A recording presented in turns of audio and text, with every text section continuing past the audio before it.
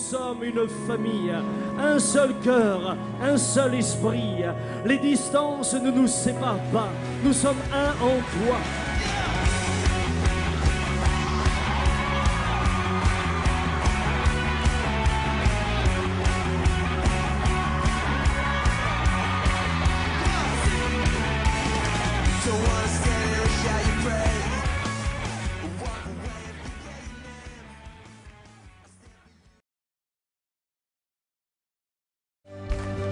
Chant s'élève des yeux.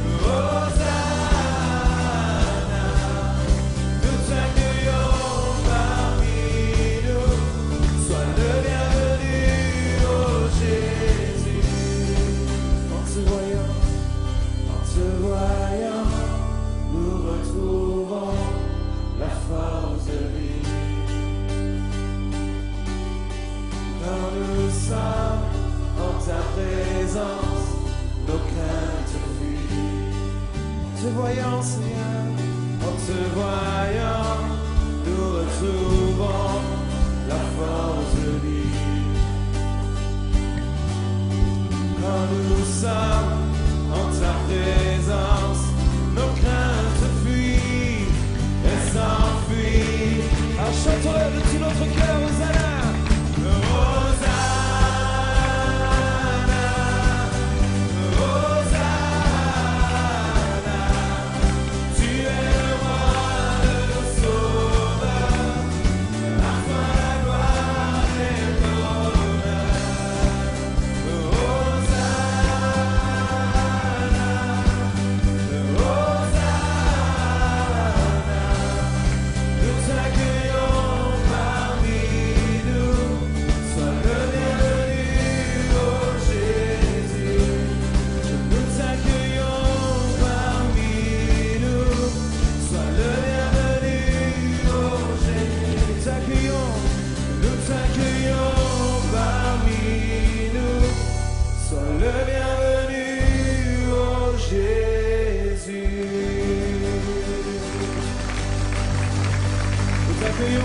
Cet après-midi, Seigneur.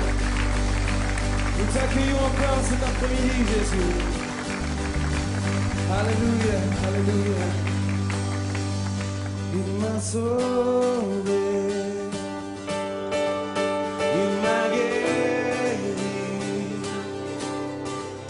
il m'a libéré, transformé, il m'a racheté, il m'a sauvé. Il m'a sauvé, il m'a guéri, il m'a libéré, transformé.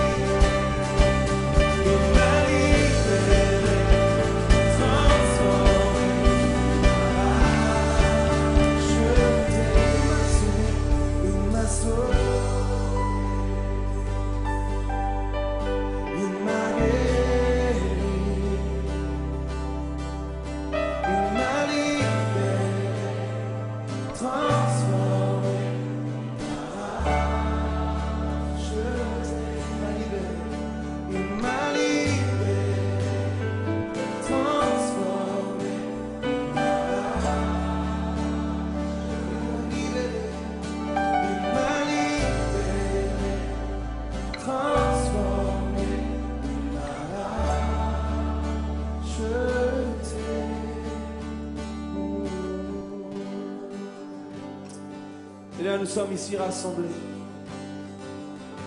Unis, nous les rachetés, nous les sauvés, nous les guéris. Nous sommes ici encore cet après-midi pour te donner gloire, pour te remercier encore et pour nous ouvrir à toi tout à nouveau encore pour recevoir cet après-midi. Oui Seigneur, nous voulons nous approcher de toi Seigneur. Nous voulons encore une fois de plus laisser ton esprit guider ces moments Seigneur. Oui, tu nous as sauvés, tu nous as libérés, tu nous as rachetés, transformés. Et Seigneur, cet après-midi, c'est avec reconnaissance que nous venons devant toi, Seigneur. Oui, Seigneur, nous ouvrons nos cœurs à toi une fois de plus, Seigneur Jésus. Est-ce que nous pouvons lui dire cela cet après-midi? J'ouvre mon cœur à toi, Seigneur. J'ai reçu ce matin, mais je veux recevoir aussi cet après-midi, Seigneur. Je t'ouvre mon cœur, Seigneur Jésus. Je t'ouvre mon cœur, Seigneur, cet après-midi. Oui, Seigneur, je suis racheté, sauvé, libéré. Et je m'ouvre à toi encore une fois de plus cet après-midi. Oh, gloire à toi, Seigneur.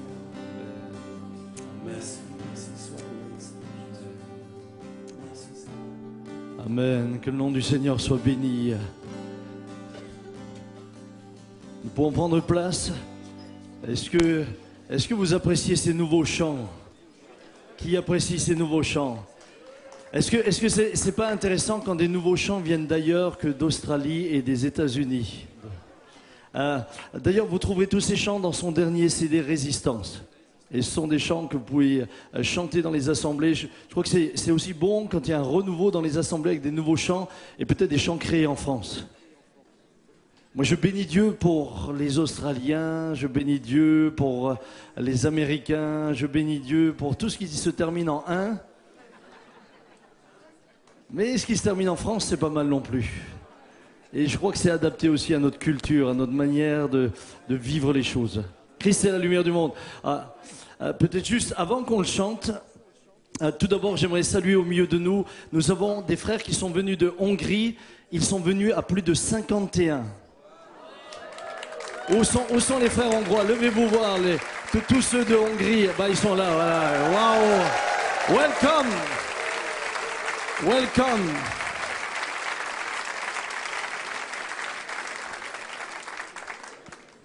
Et nous, on est comme eux, hongrois aussi. C'est ça la foi, hein? Mais c'est formidable. Moi, je suis tellement touché. Au début, ils sont venus à 3. Puis ils sont 10. Et 15, et puis maintenant 50. Et j'ai eu l'occasion de prêcher dans leur pastoral pentecôtiste en Hongrie. Et je bénis Dieu pour l'œuvre qu'il fait au travers d'eux. Il y a beaucoup de jeunes pasteurs parmi eux. Et je suis tellement heureux de voir des pays comme ceux-là, parmi lesquels il y a beaucoup de jeunes pasteurs qui se lèvent. En France, tu es jeune pasteur quand tu commences à avoir 50 ans. Moi, je vois parfois des pasteurs me dire « ma relève arrive ». Quand je vois la relève, je suis désespéré. La relève à 50 ans. Et là, j'ai eu un pasteur un jour qui m'a dit « il n'est pas encore tout à fait prêt ». J'ai su qu'il serait prêt quand lui sera mort, pas avant. C'est un peu le drame, hein. Bien, je rappelle juste que vous pouvez avoir les CD, DVD, des messages, la louange, tout cela vous l'avez également à la librairie Philadelphie. Voilà, j'ai terminé, on va prendre ce dernier chant et puis ensuite nous accueillerons directement mon frère Étienne Vernaz. Nous avons aussi, vous savez, dans cette pastorale, on veut avoir une partie comme ce matin. Et puis on se dit, c'est aussi intéressant d'entendre des personnes qui viennent de milieux différents des nôtres et qui ont des choses à nous apporter. Donc, comme je le disais, mon frère Étienne est ancien directeur de recherche au commissariat à l'énergie atomique. Et cet après-midi, le thème qu'il va traiter, c'est risque et peur du risque. Et Étienne, le premier risque qu'on a cet après-midi, c'est de voir une partie de l'auditoire s'endormir, hein. C'est notre grand risque aujourd'hui. Je compte sur toi pour les atomiser et les garder au milieu de nous. Donc voilà, merci d'avance. Le sujet sera traité en 2 fois. jusqu'à 15h30, une première partie, puis il y aura une pause d'une demi-heure, et puis une deuxième partie suivie d'annonces. Alors, pour les annonces qui suivront, j'aimerais demander au CPDH d'être prêt, et j'aimerais demander à Philippe Decoureau d'être prêt également pour la fin de la deuxième intervention. Merci d'avance. Matt, merci pour ce chant. Est-ce qu'on peut se lever encore une dernière fois? Et puis Étienne, tu viendras.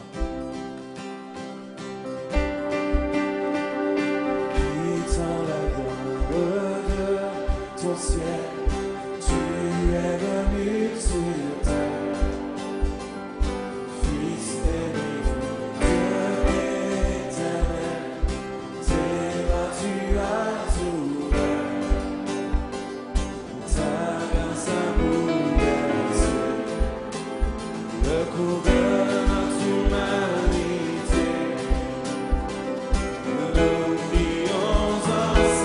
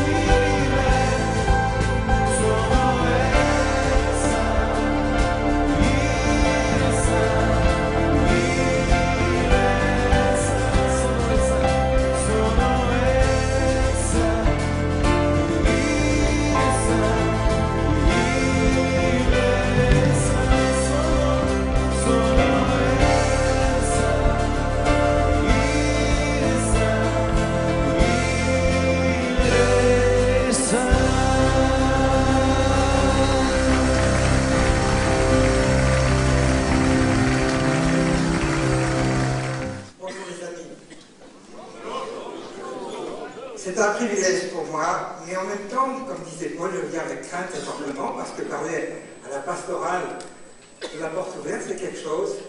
Mais je crois que Dieu m'a donné des talents particuliers, c'est-à-dire des talents scientifiques et pasteurs, scientifiques et chrétiens engagés, et qu'il ne faut pas mettre cette partie sous le boisseau. Je veux rendre gratuitement ce que Dieu m'a donné, comme nous l'a dit ce matin Daniel, et vous partager tout ce que j'ai eu l'occasion par mon métier de découvrir. Alors avant, Samuel m'a demandé un petit peu de me présenter, donc je suis marié avec Noël qui est là-bas. Nous avons 5 enfants, 7 petits-enfants. Je suis issu, moi, d'un milieu réformé, et depuis toujours je cherchais Dieu, et puis j'étais malheureux que dans mon église on ne vivait pas les actes des apôtres, c'était l'histoire ancienne. Et je disais, mais ce Dieu des miracles, il est où? Et puis, à cause de mon éducation, j'ai évité toutes les églises évangéliques où j'aurais pu rencontrer ça parce qu'on me disait que c'était des sectes. Donc, j'ai sans doute, pendant tout mon parcours de jeune homme, évité les endroits qui m'auraient répondu. Et puis, en 78, j'étais à une convention des hommes d'affaires du plein évangile. Et là, j'ai rencontré des gens qui venaient d'Inde, des États-Unis, et qui vivaient le plein évangile, qui vivaient ce qu'on lit à les actes. Et j'ai dit, mais il y en a un, il y en a deux, puis il y en a trois. Alors l'évangile n'est pas mort. Et on a démarré les hommes d'affaires de l'évangile en France avec toute une équipe. Et pendant une vingtaine d'années, j'ai vécu des temps forts avec ça. Puis après, la roue a tourné et j'ai senti que Dieu m'appelait ailleurs. Et puis, depuis l'an 2000, je suis pasteur d'une église dans le sein des réseaux destinés francophonie, voilà. Mais en même temps, je suis chercheur et je viens de prendre ma retraite. Enfin, c'est 1 an et demi que j'ai pris ma retraite. Et pendant 40 ans, j'ai été chercheur. Et pendant plus encore, j'étais chrétien. Et c'est un peu ce parcours qui m'a permis d'avoir une analyse à la fois scientifique et biblique, je dirais, d'un certain nombre de faits de société. Et aujourd'hui, on va parler de risque et de peur du risque. Donc, il faut envoyer le diaporama.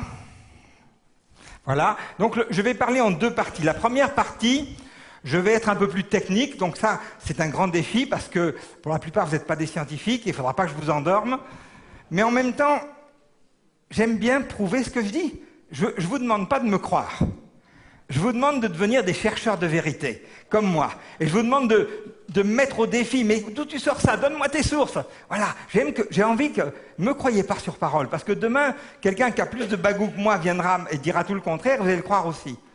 Mais un chrétien, c'est un chercheur de vérité. C'est quelqu'un... Moi, souvent, je dis, le contraire de l'incrédulité, c'est pas la crédulité, c'est la foi. Et quand je vois des chrétiens crédules qui goffent n'importe quoi, je dis ça, c'est pas la vraie foi. La vraie foi, tu ne mets pas la foi n'importe où. Tu sondes les choses. Tu n'es pas une girouette. Tu sais en qui tu as cru, tu sais ce qui est solide, et tu éprouves les choses. Ensuite, on aura une deuxième partie après la pause, où je serai encore un peu plus sociétal, et puis on finira par la dimension spirituelle, parce que c'est là où je vais vous amener. Donc, ne me jetez pas trop vite des pierres si je vais vous bousculer, honnêtement. Je vais vous dire tout le contraire de ce que vous avez envie d'entendre, ce que vous croyez. Donc, je sais que je ne vais pas me faire que des copains. Mais s'il vous plaît, écoutez jusqu'au bout. Et quand on en viendra à la partie spirituelle, je pense que le Saint-Esprit parlera à vos cœurs pour que vous n'ayez pas envie de me jeter des pierres. La séance de lapidation est à 17h. D'accord. Non, c'est la question-réponse, la séance de lapidation. Hein. C'est juste un peu avant. Donc, le transparent d'après, on voit que depuis quelques décennies, nos peurs ne cessent de grandir. Il ne passe pas un jour sans qu'on entende dire mais les cancers augmentent, le réchauffement climatique menace la planète, nos rivières sont polluées, nous sommes entourés de cancérigènes, mutagènes, toxiques pour la reproduction, etc. Et on nous parle d'ondes mauvaises, d'OGM, de nanoparticules, d'effets radioactifs qui nous polluent. Et qu'en est-il réellement? C'est ce qu'on va essayer de regarder dans un premier temps. Alors, pourquoi, moi, ma spécialité dans ma recherche était les déchets nucléaires. Et pourquoi je peux parler un peu de tout ça? C'est que dans les 10 dernières années de ma carrière, j'ai été à l'origine d'un espace muséographique qui s'appelle le Visiatome. Vous pouvez taper sur Google Visiatome, faire une visite virtuelle. Et j'ai fait ça parce que chaque fois que je voyais une émission à la télévision qui parlait du nucléaire, mes cheveux se hérissaient sur la tête. C'était tellement des mensonges, des âneries, des contre-vérités. Alors on a essayé d'inviter des journalistes, mais ils tronquaient nos interviews, etc. Et ils continuaient, en nous les faisant endosser, à dire des mensonges. Alors c'était encore pire. Donc du coup, on a dit on va être nos propres journalistes et on a créé cet espace muséographique pour expliquer ce qu'il en était de l'énergie, du nucléaire, des déchets, etc. Et puis, le gouvernement nous a mandatés pour élargir et que ça soit aussi une plateforme pour attirer les jeunes et les intéresser au métier de la science et des technologies. Donc on a traité tous les sujets science et société en quelque sorte. Donc j'ai fait venir, et j'avais le choix, j'ai fait venir des conférenciers depuis 10 ans sur toutes sortes de sujets, sur les OGM, sur les nanotechnologies, sur les gaz de schiste, tout ce qui a fait un peu polémique, j'ai discuté, j'ai eu une période très riche où j'étais en contact avec l'Académie des sciences, l'Académie de médecine, l'Académie des technologies. Donc ça m'a permis de m'enrichir énormément, et j'étais payé par le CEA pour faire ça. C'était super. Donc, et qu'est-ce qui m'a uni pendant ce temps entre être le chercheur et le chrétien que j'étais, transparent suivant, c'est qu'à tout temps, j'étais un chercheur de vérité. Que ce soit au laboratoire. La science, c'est chercher la vérité, la bonne science, la vraie science honnête. Et à la maison, en tant que chrétien, c'est la même chose. Et c'est ça qui fait que j'ai pu être un chrétien, un chercheur, pendant plus de 40 ans sans que ça me pose de problème, parce que j'étais un chercheur de vérité. Et c'est ce que j'aimerais vous engager à être. Alors pourquoi je vais vous choquer? Déjà, je vais vous... Transparent suivant, c'est que Satan est le prince de ce monde. Et sa caractéristique, Transparent suivant. Sa caractéristique, c'est d'être le père du mensonge. La Bible le définit d'abord comme ça. Elle ne le définit pas comme le père de l'adultère, parce que tout ça, c'est des conséquences. Mais la racine du problème, c'est le mensonge. Dès le début de la Genèse, c'est par le mensonge qu'il arrive à nous avoir. Et sa caractéristique, Jésus le caractérise comme le père du mensonge. Donc, dans un monde dont il est le prince, il ne faut pas vous attendre que si votre source d'information, c'est le 20h, que vous ayez la vérité. La parole de Dieu est bien plus sûre. Alors, suivant, s'il vous plaît. Encore, avance plusieurs fois pour qu'il soit complet. Merci, voilà. En fait, les faits, c'est ça. C'est que notre espérance de vie n'a jamais été aussi grande en Europe. En 200 ans, on est passé de 30 ans d'espérance de vie à plus de 80 ans. C'est fulgurant, c'est vertigineux, la vitesse. Donc, et ça continue de grimper. Donc, si les choses allaient aussi mal qu'on nous le dit, notre espérance de vie, elle ne continuerait pas à augmenter. En fait, pourtant, le risque est devenu la peur moderne dans nos sociétés riches. Dans les sociétés pauvres, non. Ce qu'on cherche, c'est à manger. Donc, on n'a pas le temps de se préoccuper de faux problèmes. On doit se battre pour la vie. Mais dans les sociétés riches, notre préoccupation, on va voir, c'est énormément de chimères qui vont nous occuper l'esprit, qui sont des faux problèmes. Pourtant, la vérité, c'est que tout va de mieux en mieux. Malgré une augmentation de la population, du parc automobile, tout s'améliore. Mais même manger nous fait peur aujourd'hui. Pendant des siècles, manger, c'était super. Ah, on a pour manger à notre faim. Enfin, c'est super. On a des provisions pour 3 mois. Et là, maintenant, qu'est-ce que nous écrivent nos grands spécialistes d'anthropologie? On ingère des éléments qui viennent de l'extérieur et peuvent être potentiellement dangereux, voire mortels pour l'être humain. Donc même manger est devenu un acte anxiogène. Suivant.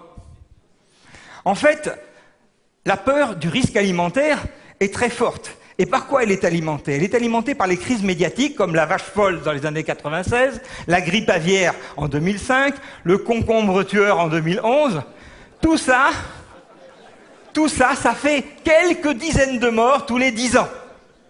Et ça nous fait complètement occulter qu'il y a 1 milliard d'individus qui chaque année ne mangent pas à leur faim. Alors, transparent suivant. Alors on se fait peur à l'envi. Il y a ce qu'on appelle des lanceurs d'alerte. Et donc là, il y a un scientifique du CNRS, Jean-Claude Bernier, qui avait appelé... Il y a un monsieur qui s'appelle le professeur Bellepomme, qui est un champion des lanceurs d'alerte, qui fait peur à tout le monde avec toutes sortes de choses. Et donc il en a fait un nom propre, c'est la Bellepomisation. Et alors là, on peut vous faire peur avec n'importe quoi. Excusez-moi, l'image est un peu froissée. J'avais trouvé ça dans le Figaro, je l'avais jeté, et après je l'ai ramassé, je l'ai découpé. Je dis, il faut que je leur montre cette image, parce que voilà, on fait peur avec tout. Vous allez quand même pas mettre, vous mettez pas vos enfants à l'école, j'espère. Vous vous rendez compte? Il y a toutes sortes de produits chimiques, il y a des vernis, il y a des formaldéhydes, dans les feutres il y a des produits chimiques, pour coller la moquette il y a des produits chimiques, la peinture il y a des produits chimiques. Et ils vous listent tous les produits chimiques qu'il y a à l'école, et là quand vous voyez tout ça, avec tous les noms complexes, formaldéhyde, etc., et on vous dit chacun son cancérigène, bien sûr. Eh bien, vous avez peur de mettre vos enfants à l'école, tout simplement. Et en fait, transparent suivant, en fait, tout est bon, tout est poison. On a un petit problème avec le diaporama. Tout est bon, tout est poison, tout est question de dose. Et tous ces produits sont des toxiques à une certaine dose, et en dessous de certains seuils, ils sont absolument pas toxiques. Chaque fois que vous faites un barbecue, vous faites des dioxines. Chaque fois que vous faites un barbecue, vous faites des nanoparticules. Et c'est la concentration, effectivement, si tous les Parisiens le même soir faisaient tous un barbecue, ça serait toxique. C'est vrai. S'il y avait 10 millions de Parisiens qui décident de faire le même soir un barbecue, il y aurait un problème de concentration. Mais quand vous faites un barbecue chez vous, il n'y a pas de souci. Donc c'est la dose qui fait le poison. Mais on vous fait peur sans jamais parler de dose. Il y a ça, c'est cancérigène. Il y a ça, c'est radioactif. Donc on vit dans un monde qui cherche en permanence à nous faire peur. Transparent suivant. Alors par exemple, le Nouvel Obs avait mis à sa première page, les OGM sont un poison. Là encore, c'est un autre lanceur d'alerte qui s'appelle Seralini. Tous ces papiers ont été refusés dans les revues médicales à référer, mais les journaux à grande sensation le mettent en première page. Et les 6 académies, l'Académie des sciences, l'Académie de médecine, l'Académie de pharmacie, tout le monde de technologie a fait un écrit qui dit « mais ce papier tient pas la route ». On a refusé ça parce que c'est pas digne de publication scientifique. Mais ça fait rien, ce qui formate l'opinion publique, c'est la première page des grands journaux, et pas les journaux scientifiques qui ont refusé ces données qui ne tiennent pas la route.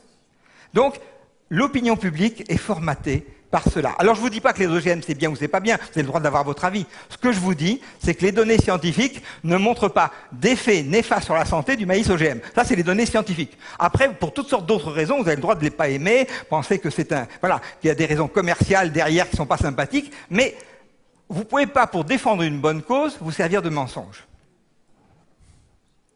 Ensuite, on avance.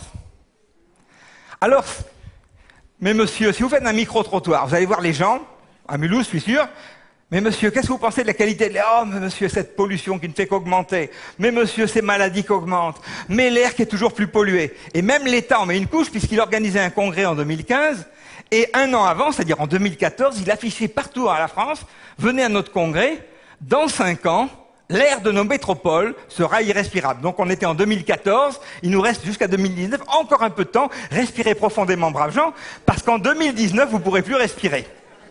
Alors dépêchez-vous, prenez une bonne bouffée maintenant, parce qu'en 2019, c'est foutu. Alors, moi, je vous ai dit, un scientifique, il ne veut pas être crédule. Donc on va regarder les données factuelles pour voir s'il y a de vrai et s'il y a de faux. D'accord? Allez, on avance. Voici les chiffres de la pollution dans les villes françaises, la pollution moyenne des villes françaises entre 1990 et 2010. Mais j'aurais pu prendre 1950-2017, c'était la même courbe. Tous les polluants, depuis 50 ans, ne font que diminuer. La qualité de l'air, depuis 50 ans, ne fait que s'améliorer. Tu peux prendre n'importe quel polluant, les oxydes d'azote, le méthane, tu peux prendre les dioxydes de soufre, tu peux prendre les polluants organiques, tous les polluants ne font que baisser depuis 50 ans. En fait, on prend des mesures sévères pour améliorer, ça paye. Et ça fait baisser la pollution. On interdit des choses et c'est efficace. Mais comme on en parle plus, le risque diminue, mais la peur augmente. On n'en parlait pas dans les années 50. On toussait, mais on n'en parlait pas. Maintenant, on tousse plus, mais on en parle. Le risque a fait que baisser, mais la peur a fait qu'augmenter. Et on va voir que pour tous les dangers, on a une inversion totale entre le risque et la peur du risque. Plus on va en parler, plus on va faire baisser le risque, et plus la peur va augmenter. Donc là, on voit que le risque de pollution ne fait que baisser depuis 50 ans. En France. C'est en France. C'est pas vrai partout. Après, les rivières. Vous écoutez une de nos écolos de service. Qu'est-ce qu'elle nous dit, Madame Marie Zarditi? Elle nous dit que dans tous les cours d'eau de l'Europe sont pollués et qu'en France, c'est 96% des cours d'eau et 61% des eaux souterraines qui sont polluées. Donc, tous nos cours d'eau, 96%, sont pollués. Alors maintenant, on va regarder les chiffres, ils sont dessous. Et là, j'ai pris les données, j'aurais pu les prendre aussi sur 50 ans, mais j'ai pris entre 98 et 2012. On voit que rien qu'en 4 ans, sur tous les polluants, en moyenne, ça a baissé. Les nitrates ont baissé de 7%, les orthophosphates ont baissé de 47%, les oxydes d'ammonium ont baissé de 62%, et les éléments organiques, la demande d'oxygène biologique, eh bien, a baissé de 47%. Donc, tout va de mieux en mieux, et c'est des baisses drastiques en 4 ans. Voilà. Donc, ça n'a jamais été aussi bien, et on nous vend, ça n'a jamais été aussi mal. En fait, on prend des mesures pour baisser le risque. La perception du risque augmente parce qu'on en parle. Et on nous dit, voyez la preuve que ces endroits, ils ont baissé la norme. Et du coup, non seulement, au lieu de se réjouir que ça aille de mieux en mieux, on alimente les peurs parce qu'on baisse les normes régulièrement. Alors prenons l'exemple des pesticides. Ça, c'était l'année dernière, en prime time. Une émission qui est particulièrement forte pour raconter des bobards. C'est une émission qui prépare le terrain 3 mois à l'avance, qui vous dit on va faire cette émission. Et 3 mois à l'avance, et vous balance des trucs. La démocratie est polluée par les pesticides, le jour d'après. Ces molécules dangereuses, des risques sanitaires avérés, nos enfants en danger. Et comme ça, ça tourne en rengaine pour bien préparer que le jour de l'émission, vous êtes bien préparés. Il y a un drame majeur et vraiment, je dois arriver en tremblant. Puis l'émission arrive, le transparent d'après. Et là, ils vont dire, voilà, il y a eu une étude de l'Agence européenne de sécurité des aliments, le FSA, et on va vous rendre compte des résultats de ce que cette agence a fait. Cette agence, elle a analysé quelques 81 000 échantillons qui rentrent en Europe de fruits, légumes, denrées diverses transformées, vins, etc. Et on a cherché la présence de 685 types de pesticides dans tout ça. Alors ce qu'il faut savoir, c'est que les normes européennes en matière de pesticides sont les plus draconiennes au monde. C'est 10 microgrammes par kilo. C'est quelque chose qui, à 10 ans, on ne savait pas mesurer. Mesurer 10 microgrammes par kilo, c'est comme si on vous demandait de mesurer 1 minute tous les 200 ans. Hein, vous devez dater la Révolution française à mieux d'1 minute près. C'est pas simple, hein? Eh bien, c'est le défi qu'on s'est mis en chimie pour doser les pesticides. Donc, on a des normes qui prennent une sécurité. Quand on est en dessous de ces normes, il y a une marge énorme de sécurité. Et qu'est-ce que dit ce rapport? Il dit que, tourne le transparent suivant, s'il vous plaît. Il dit que 97% des aliments contiennent des résidus de pesticides dans les limites légales, c'est-à-dire inférieures à 10 microgrammes par kilo. C'est-à-dire qu'il n'y a vraiment pas de problème pour 97%. Et qu'est-ce que dit l'émission? Elle enlève juste la dernière phrase du rapport et elle dit 87% des aliments contiennent des résidus de pesticides. Et qu'est-ce que les Français comprennent? 87% des aliments nous empoisonnent. Alors que le rapport dit juste l'inverse. Donc, chacun peut apprécier où est l'intoxication. Elle n'est pas alimentaire. Alors, il y a quelqu'un dans la salle qui a posé une question au journaliste. Et il dit, oui, mais les 3% restants. Et le journaliste lui a répondu, ah, ça, c'est les produits bio. 3% qui sont exempts. Alors que l'étude disait exactement l'inverse. Ces 3%, c'est ceux qui dépassaient la norme, sur lequel la moitié, c'était d'un facteur 2, ce qui ne posait aucun problème, mais 1,5% posait réellement problème. Donc, c'était justement l'inverse. Et ce que m'a dit hors antenne le spécialiste de la question que j'ai fait venir au Visiatome pour faire une conférence là-dessus, il m'a dit en fait dans les produits bio, c'est 20% qui dépassent la norme parce qu'on a beaucoup plus de mal de contrôler des multitudes de petites fermes indépendantes que de contrôler Nestlé ou je sais pas quoi, les grands groupes. Donc du coup, c'est beaucoup plus difficile pour nous de faire appliquer les normes. Donc voilà, vous voyez la contre-information qu'on a en permanence dans les médias qui alimente nos peurs. Allez, on continue. Les pesticides, c'est pas d'abord un problème comme on veut nous le faire dire, c'est d'abord une solution. Merci aux pesticides qui ont permis de sauver des milliers de vies humaines. Avant, il y avait toutes sortes de maladies qui bouffaient nos récoltes, c'était des dorifores, les gens crevaient de faim. Grâce à ça, on a éradiqué énormément de maladies. On a réussi dans les pays pauvres. Alors nous, les pays riches, où on vit avec une assez bonne asepsie, on a de moins en moins besoin. Ce qui fait qu'on a pu baisser les normes chez nous. Mais interdire aux pays pauvres de les utiliser, c'est les condamner à mourir de faim. En fait, les pesticides, c'est comme les antibiotiques. Il ne faut pas en mettre partout. Il faut le mettre quand c'est nécessaire. Mais c'est d'abord une solution avant d'être un problème. Mais on nous vend, c'est le diable. En fait, on a sauvé énormément de vies grâce aux pesticides. Notamment le DDT qu'on utilisait quand j'étais enfant. Les jeunes ne connaissent pas ce que c'est que le DDT. Eh bien, c'était quelque chose qu'on mettait pour tuer les moustiques, pour tuer les insectes divers. Eh bien, ça avait quasiment permis d'éradiquer la malaria dans toutes sortes de pays où il y avait des millions de morts du fait de la malaria.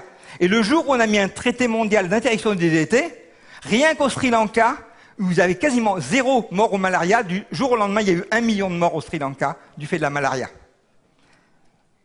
Méfiez-vous de l'écologie qui est parfois un truc de riche.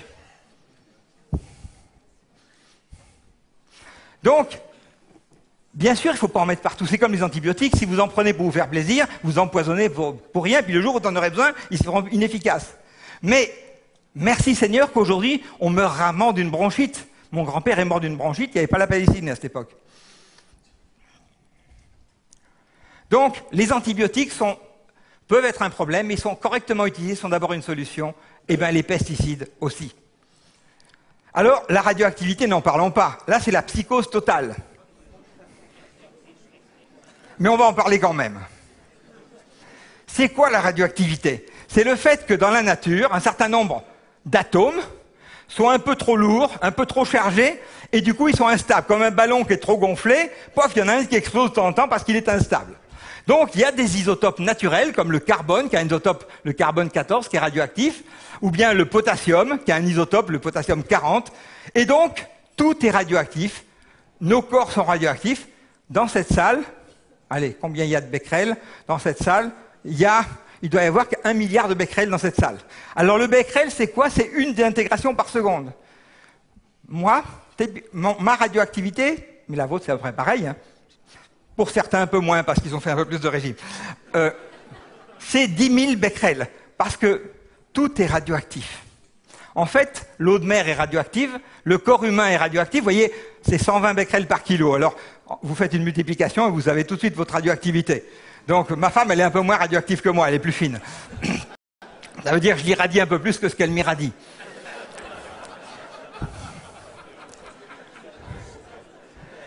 Mais chaque fois que vous allez au supermarché, vous prenez 10 kilos de patates, vous avez 1500 becquerels sur l'épaule. Et c'est juste naturel. C'est juste normal. Si vous achetez un petit lopin de terre dans le Massif central ou en Bretagne, et que vous avez une petite courette de 10 mètres sur 8, vous avez 1 milliard de becquerels sur le premier mètre. Parce que c'est un type granitique, et donc il y a un peu plus de radioactivité dans le granit que dans les argiles ou dans d'autres terrains. L'air qu'on respire, dans nos habitations en France, c'est en moyenne 80 becquerels par mètre cube. Donc l'air est radioactif, je suis radioactif, le sol est radioactif. Tout est radioactif. Et en plus, on est traversé par des rayons cosmiques en permanence. Et c'est la dose qui fait le poison, parce qu'on verra qu'on peut tuer avec la radioactivité. C'est comme avec tout. C'est la dose, mais on peut vous tuer avec de l'eau. Si je vous force avec un entonnoir à boire plus de 8 litres d'eau d'un coup, je vous tue. C'est létal, plus de 8 litres. Donc même avec de l'eau, tout est bon, tout est poison, tout est question de dose. Mais on nous fait peur avec ces radioactifs. Alors, dans la radioactivité, on ne va pas parler de becquerel, mais il y a une unité qui vous intéressera plus, même si elle est un peu compliquée, c'est le sievert. Parce que finalement, ce qui vous intéresse, c'est les effets sur votre santé. Pas vrai?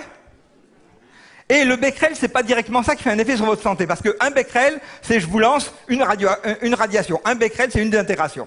Je vous lance quelque chose.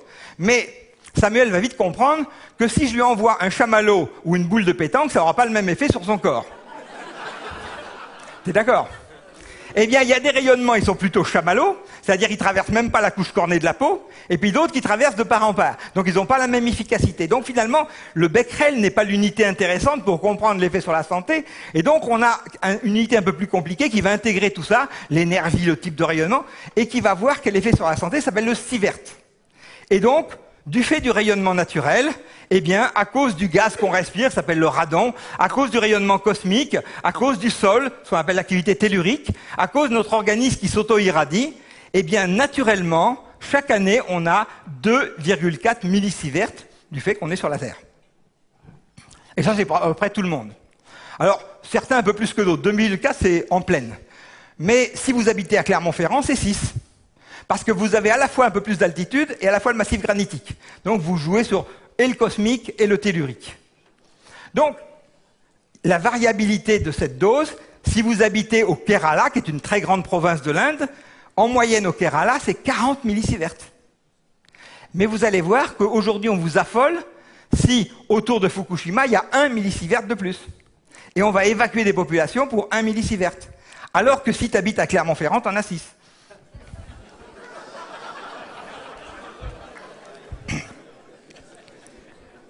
Alors, on a très peur de la radioactivité artificielle. Alors, on va regarder les sources de rayonnement artificiel sur la colonne de gauche. On voit que la première source de rayonnement artificiel, c'est le médical. On vous fait des radios, des scanners. En moyenne, ça représente 1,6 millisieverts par an. Mais ça, c'est très inégalement réparti. Il y a des gens qui n'ont jamais une radio, ils se portent bien, et puis il y a qui sont malades, qui en ont plus souvent. Donc, mais en moyenne, c'est 1,6. Et puis à cela se rajoutent les retombées des essais militaires qu'on a fait dans les années 60-70, ça rajoute 0,02 millisieverts. L'industrie nucléaire, avec tous les réacteurs, tous les parcs de retraitement, etc., ça rajoute 0,208 millisieverts. Les retombées de Tchernobyl en France qui rajoutent 0,002. Et on voit qu'on n'a pas peur de 2,4 du naturel, on n'a pas peur du médical 1,6, mais 0,08, on a très très peur. C'est terrible. Mais le scientifique sait qu'un rayonnement qui soit naturel ou artificiel, il n'y a pas de différence. Il fait le même effet. La nature ne peut pas le distinguer. Un alpha, c'est un alpha. Un gamma de 200 keV, c'est un gamma de 200 keV. Qu'il soit naturel ou artificiel, il n'y a pas de différence. Mais alors, ce qu'on va me dire, oui, mais monsieur, on ne connaît pas l'effet du rayonnement sur la santé. Alors, je vais vous dire, non. Non seulement on connaît, mais depuis 100 ans qu'on étudie la radioactivité, et on a une sensibilité en radioactivité qu'on n'a pas en chimie. C'est pour ça qu'on appelle des traceurs. On met de la radioactivité pour donner cette sensibilité à la chimie. On met des traceurs radioactifs parce qu'en radioactivité, on arrive à mesurer un atome qui les intègre. En chimie, on ne peut jamais mesurer un atome. On mesure des millions d'atomes. Et là, du coup, on a une très grande sensibilité. Depuis plus de 100 ans, on étudie l'impact du rayonnement sur la santé. Donc, il est très connu. Et on connaît beaucoup mieux l'effet du rayonnement sur la santé que l'effet de la plupart des produits phytosanitaires qu'on met sur le marché, et souvent dont l'auto-expérience est inférieure à 10 ans. Alors, quels sont les effets sur la santé? Eh bien, vous pouvez aller sur le site que j'ai mis en bas de l'Académie de médecine. Il y a un très bon résumé. Aujourd'hui, de 0 à 100 millisieverts, on n'observe aucun effet mesurable sur la santé. Je ne dis pas aucun effet possible. Si vous allez 1 heure au soleil, il y a un effet. Mais c'est aucun effet néfaste. Aucun effet dans le sens que ça va altérer votre santé. Oui, ça fait un effet, mais qui n'est pas néfaste. Entre 100 et 800 millisieverts, on observe des effets d'histochastie. Ça veut dire aléatoire. Ça veut dire que la probabilité d'avoir un cancer peut augmenter, et même elle va augmenter avec la dose. Et puis au-delà de 800 millisieverts, là, il y a un effet de brûlure, vous commencez à démolir vos cellules, et là, il y a un effet déterministe, c'est comme un grand brûlé, et vous allez perdre un certain nombre de cellules, et à 4,5 sieverts, vous avez une chance sur 2 d'y rester. Et à 8 sieverts, vous êtes sûr de passer de l'autre côté. Par contre, si vous avez eu 4,5, vous êtes du bon côté, vous avez une chance sur 2, vous récupérez, c'est comme un grand brûlé, et bien une fois qu'il a récupéré, il a refait ses globules, il a refait sa moelle osseuse, tout va bien. Mais il y a un moment où, est-ce qu'il va les refaire? Oui, il va tomber il va partir. Donc voilà. Alors, on va avancer. Les fortes doses, ça tue. On a vu qu'effectivement, et on en est content. Pourquoi? Parce que grâce à ça, on irradie en France quelques 200 000 malades du cancer pour tuer les cellules cancéreuses. Alors bien sûr, on n'irradie pas tout le bonhomme. Le but, c'est pas que le patient y meure. On irradie la partie qui doit être éliminée. Mais grâce à ces 200 000 irradiations, eh bien, on sauve en moyenne 50 000 vies chaque année. Les médias ne vous parleront jamais de l'effet bénéfice des 50 000 sauvés, mais une fois tous les 10 ans, comme il y a 200 000 actes par an, il y a toujours un loupé, il y a un accident. À Épinal, il y en a eu un, je ne sais plus, il y a une dizaine d'années. À Toulouse, il y a 5 ans, bon, ou chose comme ça. Alors, les médias vous parlez ça. Ah, un mort par surirradiation à Épinal. Et tout le monde va. Mais dans le rapport bénéfice-risque, 50 000 vies sauvées chaque année, un accident tous les 10 ans. Est-ce que c'est bénéfice ou risque qui gagne? Mais les médias vous font penser que c'est le risque qui est bien plus grand que le bénéfice.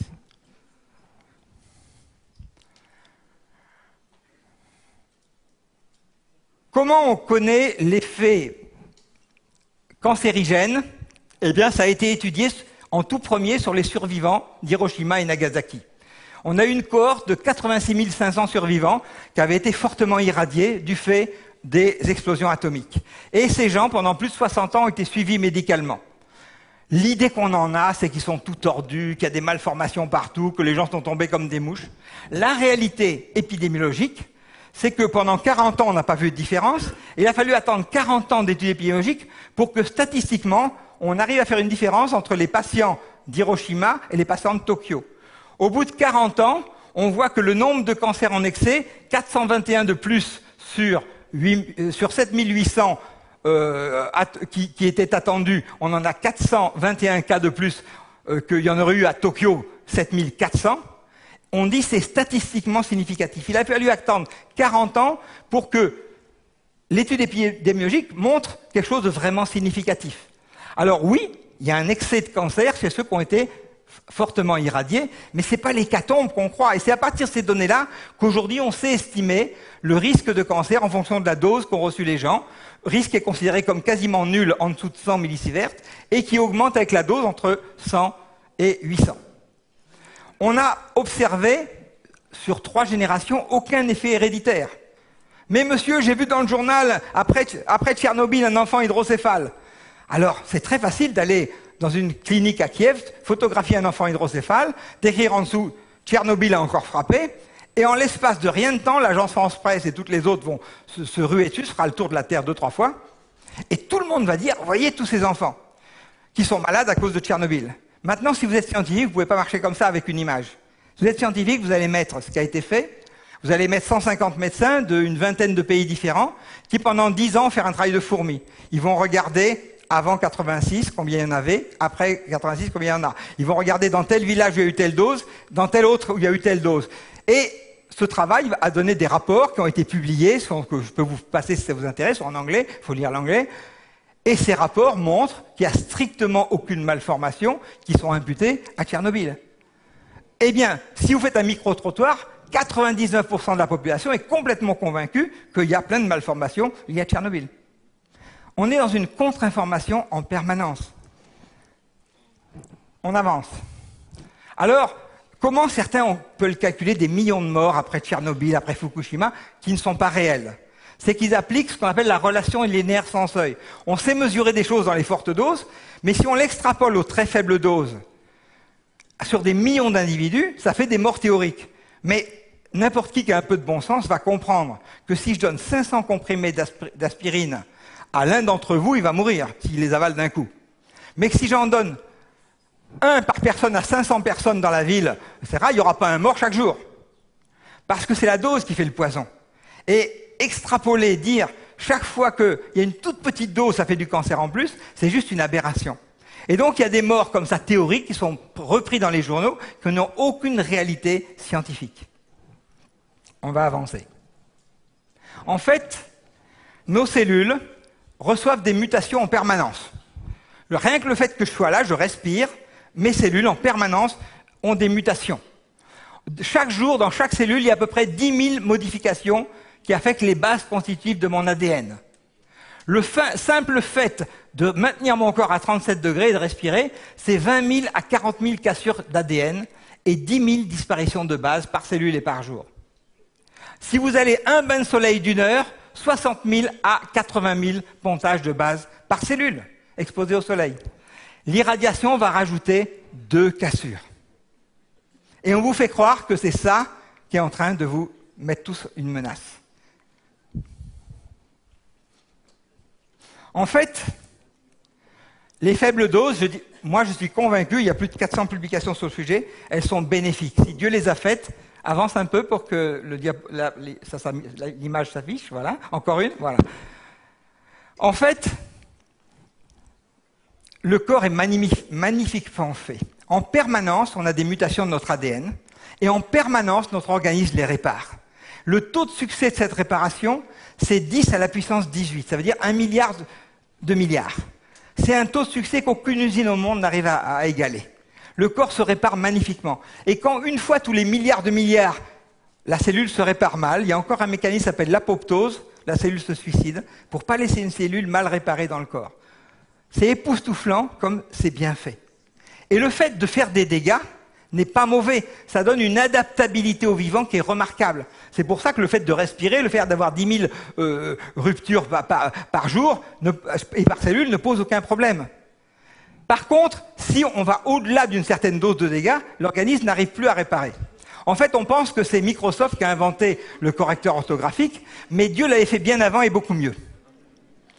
En fait, c'est comme si vous tapez sur votre Word, et puis d'un coup vous faites une faute d'orthographe, ça déclenche le correcteur orthographique, et au lieu de corriger une faute, il en corrige 10. Eh bien, c'est exactement ce qui se passe aux faibles doses. Aux faibles doses, il y a des gènes induits qui sont des gènes de réparation, qui non seulement vont corriger le dégât fait par le rayonnement cosmique qui m'a traversé, mais qui vont réparer 10 fois plus de dégâts liés au stress oxydant, liés à plein d'autres choses. Et du coup, d'être en permanence bombardé par des rayons cosmiques, c'est bénéfique, parce que ça déclenche en permanence des gènes de réparation. Maintenant, si au lieu de faire une faute, je tape à 2 mains sur le clavier, et là, mon correcteur, il comprend plus rien, qu'est-ce qu'il va faire? Il met entre parenthèses une phrase en disant « impossible de réparer ». C'est exactement ce qui se passe dans l'organisme. Et c'est là qu'il y a un risque de cancer, parce qu'une partie de l'ADN mal réparé qui est mis entre parenthèses, c'est des gènes dits d'adaptation qui se forment à plus forte dose, et pas des gènes de réparation. Et là, effectivement, peut-être si ça va rien faire de toute ta vie, mais peut-être que ça pourrait mal évoluer si cette partie mal réparée se reproduit. Donc, on voit qu'à faible dose, il y a un effet bénéfique, à forte dose, il y a un effet délétère, mais c'est absolument comme tout. Tout est poison, tout est bon, c'est une question de dose. Heureusement qu'il y a de l'air là où je respire, mais si l'atmosphère avait 1% d'oxygène, je serais mal, mais si on avait 90%, je serais très mal aussi. Il y a juste la bonne dose pour que la vie soit bonne. Alors, je ne vous parlerai pas des déchets nucléaires, ça a été mon métier pendant 30 ans. Si tous les déchets étaient aussi bien traités que les déchets nucléaires, vous pourriez dormir tranquille. Et moi-même, j'ai été mandaté par l'ADEME comme expert à une époque, où à l'époque, ils reconnaissaient, dans le nucléaire, vous avez 20 ans d'avance, donnez-nous vos technologies pour qu'on les applique aux déchets non nucléaires. Mais on vous dit toujours, les déchets nucléaires, c'est un problème, on ne sait pas quoi en faire. Il faudra me réinviter si vous voulez qu'on traite ce sujet, parce que je ne vais pas le traiter. Alors, qu'en est-il des catastrophes nucléaires? Il y en a eu 3. Aux États-Unis, au début des années 80, 3 Mile Island, strictement zéro impact. Un cœur a fondu, il ne s'est rien passé d'autre que la perte d'un réacteur. Puis, en 86, Tchernobyl. Le bilan de Tchernobyl, c'est 50 morts et 7000 cancers de la thyroïde chez les enfants qui avaient moins de 14 ans au moment de la catastrophe. Les adultes, leur thyroïde n'a pas été impactée. On a d'ailleurs découvert à cette occasion que c'était uniquement sur la thyroïde de l'enfant qu'il y avait un impact. Et là, parce que la crise a été très mal gérée. Et Fukushima, il y a un rapport qui est sorti récemment et qui montre que, comme on s'y attendait, il n'y a strictement aucun mort, et on n'en atteint aucun, lié au rayonnement. Il y a eu des morts liés à l'accident, mais strictement aucun lié au rayonnement. Lié au tsunami, bien sûr, il y a eu beaucoup de morts. Mais comme disait Albert Einstein, il est bien plus facile d'intégrer un atome qu'un préjugé. Alors, comme je sais que vous ne me croyez pas, je vais vous donner quelques éléments.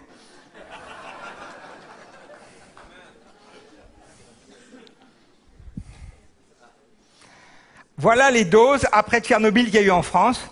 Pendant quelques heures, près d'ici, à Verdun, dans la partie est de la France, il y a eu un petit pic de radioactivité qui, pour l'élément à vie courte, pendant quelques heures, est monté à 80 becquerels par mètre cube. Rappelez-vous, tout le monde a paniqué, tout le monde était angoissé. Pendant quelques heures, c'est resté à 80 becquerels par mètre cube. C'est l'irradiation juste naturelle. Si vous étiez parti passer une semaine en Bretagne, vous auriez eu 400 becquerels par mètre cube. Là, vous auriez dit « Ah, j'ai passé des bonnes vacances ». Mais ici, vous avez été au moment de Tchernobyl, vous étiez en Alsace, là, vous avez une angoisse pour le restant de vos jours. Alors, oui, vous dites ça, c'est un élément à vie courte, c'est l'iode, tout ça. Alors, regardez le césium qui est un élément à vie longue. Alors, on passe au suivant. Voilà le césium qui est un élément à vie longue. Alors là, effectivement, vous êtes la zone noire, là, la zone, oulala, vous êtes monté à plus 1 becquerel par mètre cube. Ah, on est passé de 80 à 81. Je ne vous dis pas si vous étiez allé en vacances à Clermont-Ferrand, alors n'en parlons pas.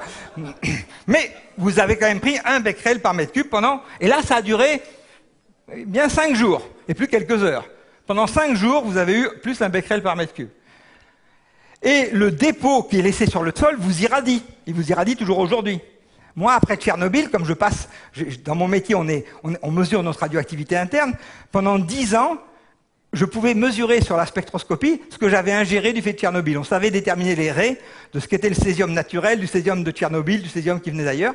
Donc, et ça me faisait rigoler parce que c'était plus d'un facteur 100 en dessous du moindre risque pour ma santé. Mais c'était mesurable parce qu'on a une sensibilité extrêmement forte en radioactivité. Alors voilà les doses. Et les doses que vous avez en Alsace, eh bien, effectivement, sont les plus fortes de France. Et vous avez pour le plus élevé pris quelque chose qui tourne autour de 700 microsieverts. C'est-à-dire, ça a rajouté strictement 3 fois rien. Si vous aviez déménagé dans une autre partie de la France, vous auriez pris 10 fois ça. Mais voilà, on a angoissé tout le monde parce que on mesure quelque chose. Et c'est facile en radioactivité, on peut faire des gros chiffres parce qu'on n'a pas le nombre d'Avogadro entre nous. Qui c'est qui se rappelle du nombre d'Avogadro? On va voir s'il y a un peu de... Il y en a qui se rappellent ce que c'est le nombre d'Avogadro? Quand vous avez une mole, c'est-à-dire allez, une poignée de n'importe quoi, de beurre, de ça, vous avez 10 puissance 23 atomes dans ce petit bout de machin. Voilà. C'est-à-dire des milliards de milliards de milliards. Et nous, on compte les atomes un par un en radioactivité. Donc c'est très facile d'affoler les gens. Oh, il y a 1000, il y a 10 000, il y a 100 000. Il y a beaucoup plus que 100 000 becquerels dans cette salle. Parce qu'on compte les atomes un par un. Alors qu'en chimie, on compte par paquet de 10 puissance 23. Vous voyez où est le biais? Mais pour informer, c'est très facile de faire peur avec des petits chiffres. Alors Fukushima, si vous interrogez les gens dans la rue, ils vont vous dire Fukushima, 20 000 morts, c'est le nucléaire. Et presque tout le monde fait ce contresens. C'est juste complètement faux. Le nucléaire a tué 0. 20 000 morts, c'est un tremblement de terre plus un tsunami d'une amplitude importante. Voilà ce que c'est Fukushima. C'est une vague où les voitures sont comme des fétus de paille, où les immeubles s'effondrent. Moi, j'ai rencontré le chef des pompiers qui était chargé à Tokyo de coordonner la sécurité. Je l'ai invité au Visiatome pour faire une conférence. Il nous a raconté, à Fukushima, toutes les raffineries étaient en train de brûler. Vous imaginez Faisin à Lyon qui est en train de brûler, les grandes raffineries, ou Fos à Marseille. Il n'y avait plus une route sur un rayon de 200 km, il n'y avait plus une canalisation de gaz, toutes elles étaient éclatées et en feu. Il n'y avait plus une ligne haute tension. Donc, la petite centrale nucléaire de Fukushima, c'était le dernier de leurs soucis, ils nous ont dit. Nous, on avait des gens qui flottaient sur le toit. Si dans les 2 heures, on n'était pas avec notre hélicoptère, parce qu'il y avait que les hélicoptères qui permettaient d'aller, il n'y a pas de route. Si avec nos hélicoptères, on n'avait pas cherché sur la mer, ils étaient morts dans les 2 heures. Donc, notre priorité n'a pas été la centrale nucléaire. Et la centrale nucléaire, comme on s'y attendait, ça a été bien géré là-bas, contrairement à Fukushima. Ils ont évacué les gens, mais après, à cause de la pression médiatique, au lieu de laisser revenir les gens quand l'iode était fini, et dire, ah non, il reste 2-3 millisieverts, et on va interdire aux gens. Et là, la psychose fait effectivement qu'il y aura un centre de mort à Fukushima, parce que quand vous déplacez 86 000 personnes, vous pouvez vous attendre peu ou prou qu'il y en ait 1% qui vont décéder, les plus âgés, les plus fragiles, etc. Donc effectivement, Fukushima a fait des morts à cause de la psychose, pas à cause du rayonnement. Mais on a pris des normes dans le nucléaire qui sont énormes, c'est-à-dire qu'on a dit, on ne voit pas d'effet jusqu'à 100, on va mettre une loi qui dit que sur la population, on ne doit pas jeter plus de 1. Donc on a pris un facteur 100 de marge. Et aujourd'hui, ça se retourne contre nous. Parce que dès qu'il y a 2, il y a 2 fois la norme, on va tous mourir. Non, jusqu'à 100, il n'y a pas de problème. Mais on a pris une marge que nos réacteurs ne fassent pas plus que 1 pour les populations. On a pris un... Ah non, la norme c'est 1, il y a 2, on va tous mourir.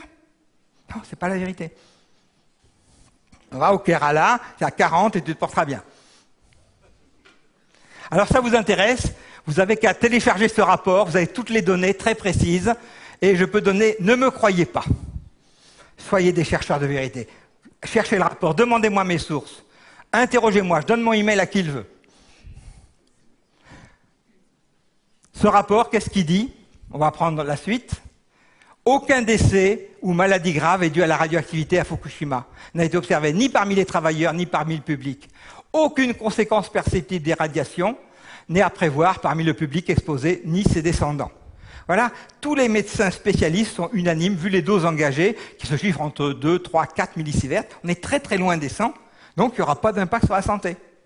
Mais là encore, les journaux, par exemple, on a passé, je ne sais plus combien, il y avait 10 000 enfants, on a mesuré l'iode à la thyroïde de 10 000 enfants autour de Fukushima. Et on a réussi sur 46% à détecter quelque chose. C'était très rassurant, parce qu'on était à quelque chose de très très bas, très très très loin d'un seuil toxique. Donc, on a dit, c'est super, sur 46 enfants, on a mesuré. Ça veut dire que sur 54%, c'était encore en dessous, c'était pas mesurable. Eh bien, qu'est-ce que les journaux ont tout de suite publié? 46% des enfants vont mourir, ils sont pleins d'iode, etc. Non, 46% ont mesuré que c'était complètement négligeable. C'était complètement différent. Mais les journaux n'ont pas reporté ça. En fait, je pourrais vous en parler des heures parce que sur chaque transparent que j'ai là, j'ai 1 heure de conférence. Mais je vais m'arrêter très vite parce que je veux pas négliger la deuxième partie de l'exposé où là, je vais être moins technique, plus sociétal et plus spirituel. Voir pourquoi il y a tant de mensonges et quel impact ça a pour un chrétien. Et donc, je veux garder aussi du temps. Alors, je vais aller vite sur ces choses-là. J'ai plein de choses pour vous démontrer ça si vous ne me le croyez pas. Mais bon, je vais laisser le Saint-Esprit vous convaincre. Je ne vais pas me chercher. Saute-en 1 ou 2 là. Vas-y, encore. Voilà, c'est bon. Là, c'est juste le nombre de morts et le trafic aérien dans le monde dans les 30 dernières années. Vous voyez, en bleu, l'augmentation du trafic aérien, c'est une énorme augmentation du nombre de passagers. Et en rouge, c'est le nombre de morts. Le trafic augmente, le nombre de morts diminue. Comment c'est possible? Eh bien, à chaque accident, on fait une analyse. Pourquoi il y a eu un accident? Qu'est-ce qui s'est passé, etc. Résultat, à chaque crash, l'aviation civile devient un peu plus sûre. Parce qu'il y a une analyse sérieuse, il y a des mesures qui sont prises, il y a des doublements de certaines choses qui ont défailli, on en met 2 pour être plus sûr. Eh bien, c'est exactement ce qu'on a fait avec les réacteurs nucléaires. Suivant. Eh bien, Aujourd'hui, nos réacteurs français sont extrêmement sûrs, particulièrement celui de Fessenheim. Pourquoi? Parce que c'est le plus vieux. Alors ça va vous étonner, vous dire, attendez, le plus vieux, c'est le plus sûr. Et oui, parce qu'à Fukushima ou à Tchernobyl, les réacteurs, ils étaient comme on les avait construits, point barre. Donc à Fukushima, ils étaient des années 60, on ne l'avait pas touché. Nous, en France, tous les 10 ans, on désosse une grande partie du réacteur et l'autorité de sûreté impose qu'on mette les derniers perfectionnements pour tenir compte de tous les retours d'expérience. Donc, premier accident, c'était 3 Mile Island. Qu'est-ce qu'on a vu? C'est qu'il y avait de l'hydrogène qui se produisait, qui pouvait exploser. Vous avez vu le toit à Fukushima, c'était une explosion d'hydrogène. Résultat, dès les années 80, on a imposé sur tous nos réacteurs, chaque fois qu'il y a un arrêt décennal, on met un recombineur d'hydrogène, c'est qu'on ne pourra pas avoir d'explosion hydrogène sur les réacteurs français. Deuxième accident, on a eu Tchernobyl. Et qu'est-ce qu'on a vu? Contamination en césium des terrains autour qui pose un problème. On a dit, OK, il faut que si ça fond le cœur, il n'y ait pas de rejet de césium. On a mis sur tous nos réacteurs des filtres à sable qui récupèrent 99,9% du césium. Si demain un réacteur français, le cœur fond, on vous évacuera rapidement quelques jours autour, le temps que l'iode disparaisse, et vous pourrez revenir parce que le césium sera contenu dans ces filtres à sable. Donc, deuxième retour d'expérience. Troisième retour d'expérience, Fukushima. Ça, c'est le cas qu'on n'avait pas prévu, Fukushima. C'est le cas où vous êtes à Mulhouse, et puis il n'y a plus rien à 200 km à la ronde. C'est-à-dire, Strasbourg est rasé, je sais pas, Colmar, Bâle n'existe plus. Il n'y a plus de route entre les deux. Toutes les canalisations de gaz sont en train de flamber, toutes les lignes de tension sont par terre, et vous pouvez balader qu'en hélicoptère au milieu d'un champ de ruines. Ça, c'était pas prévu. Et on a dit, même ça, on va le prévoir. Honnêtement, la France, il n'y a pas beaucoup de risques, on n'est pas vraiment sur des plaques tectoniques comme au Japon. Mais, ça fait rien.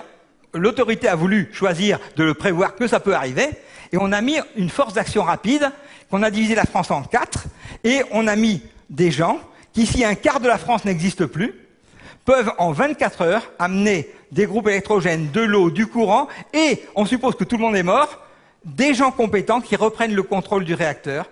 Et ça, ça peut se déplacer en 24 heures en Allemagne, en Belgique, il y a des petits copains qui ont besoin d'aide. Et donc on a mis 4 centres comme ça dans chaque quart de la France. Alors maintenant, vous me direz, si c'est pas le quart de la France, c'est toute la France qui est rayée de la carte, là, je sais pas faire. Allez, je m'arrête et on va faire la pause.